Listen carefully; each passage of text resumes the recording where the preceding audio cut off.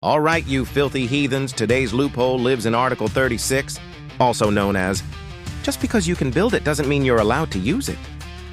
Article 36 is the Geneva Conventions looking directly at engineers, inventors, defense contractors, and Doug and saying, before you unleash that thing, we're gonna have a look at it first.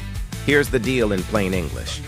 If a country invents a new weapon, a new method of warfare, or some fresh hell nobody's seen before, they're legally required to review it and ask one simple question.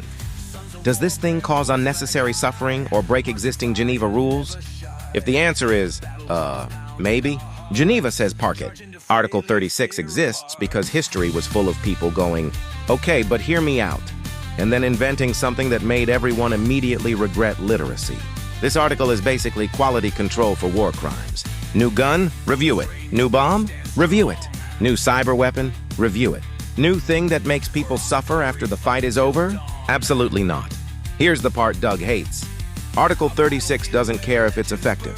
It doesn't care if it's clever. It doesn't care if it gives you an advantage. If the main feature is suffering, it's out. War already sucks. Geneva doesn't let you stack misery like you're min-maxing a video game build. And no, this isn't just about physical pain. Unnecessary suffering includes long-term injuries for no military reason, weapons that keep hurting after the battle's done, stuff that can't be controlled once it's released, or anything that turns civilians into collateral by design. Doug immediately asked, so what about emotional suffering? Geneva stared at Doug for a long time and took away his tools. This is why some weapons get banned before they ever hit the battlefield. Because Article 36 says, we are not finding out the hard way.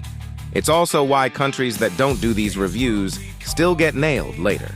Skipping the review doesn't skip responsibility. If you deploy it, you own it. Article 36 exists to stop the sentence. Well, we didn't think it would do that. So here's the real lesson. You're allowed to innovate. You're allowed to advance. You're allowed to outsmart the enemy. You are not allowed to invent suffering just because you got bored. If even your own lawyer starts sweating, Geneva already hates it. Stay feral. Know the rules. And remember, if your weapon needs a warning label longer than the instructions, Article 36 is already knocking.